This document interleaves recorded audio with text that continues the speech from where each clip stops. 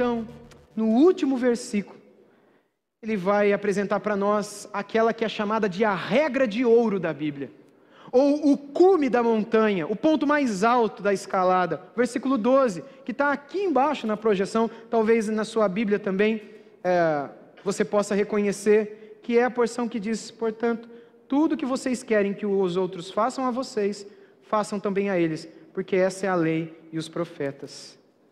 Aqui Jesus nos mostra como agirmos iguais a Deus. A bondade de Deus deve ser imitada por nós, sua generosidade, sua amabilidade e não seu julgamento.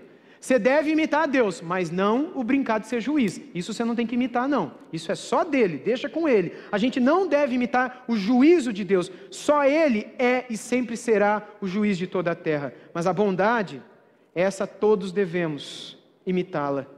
E se assim a gente fizer, a gente terá escalado o topo da montanha do reino de Deus. Esse não é apenas o cume do sermão de Jesus, mas o ponto mais alto da vida de um cidadão no reino dos céus.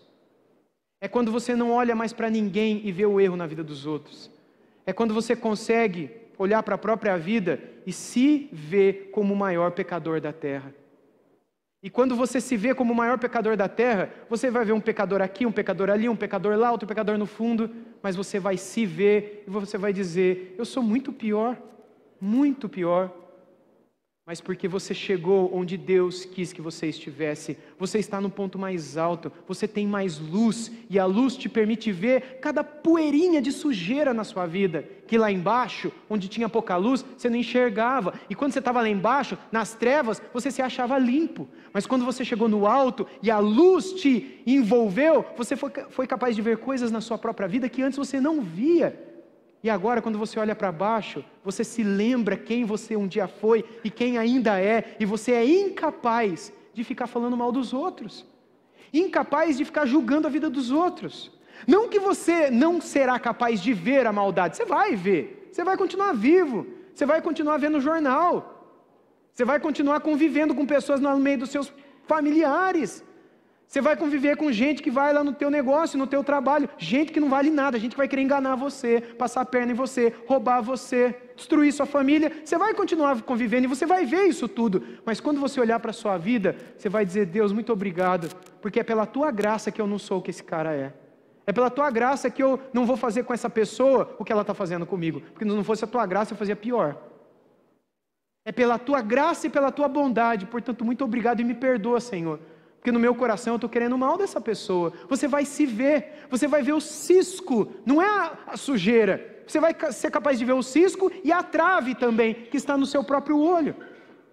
E quando então Deus tirá-la de você, você vai ser capaz de ver o que está no olho do seu próximo também. É difícil viver essa vida? É difícil viver como um verdadeiro cidadão do reino dos céus, que sempre faz para os outros o que espera que os outros façam por ele? Porque no fundo do nosso coração, o que a gente pensa? A gente quer que todo mundo nos trate bem, que ninguém fale mal de nós, que ninguém nos julgue, que ninguém fale das nossas decisões. A nossa vida é a nossa vida, ninguém tem nada a ver com a gente. Mas quando é a nossa vez, a gente julga a vida de todo mundo, a gente fala da família dos outros, a gente fala da decisão financeira que os outros tomam, mas a gente não quer que ninguém fale das decisões que a gente tomou. Então, quando a gente quer que ninguém faça isso para nós, que a gente não faça isso para ninguém.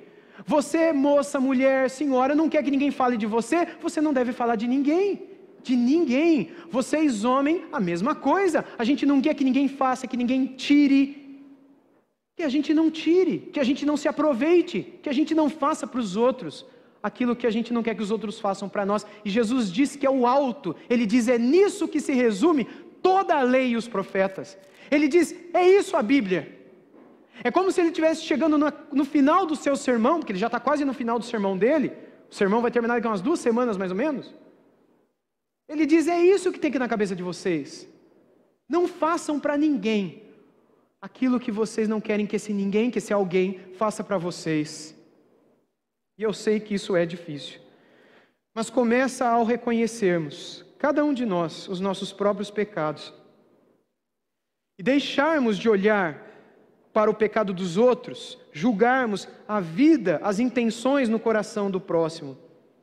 E além disso, agirmos com bondade, com amor, para com todo aquele que convive conosco.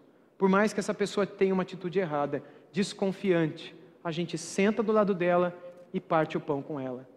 Por mais que seja alguém que daqui a pouco virá de noite e nos trairá com um beijo no rosto, mas que antes da traição a gente possa molhar o pão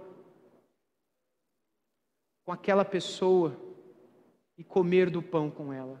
Jesus não sabia o que Judas faria com ele, mas mesmo assim partilhou aquele momento, porque a bondade deve ser maior do que o julgamento. Jesus poderia dizer: foge daqui, Judas, eu não vou partir o pão com você, comei e bebei dele todos, menos o Judas. Não é isso que ele disse.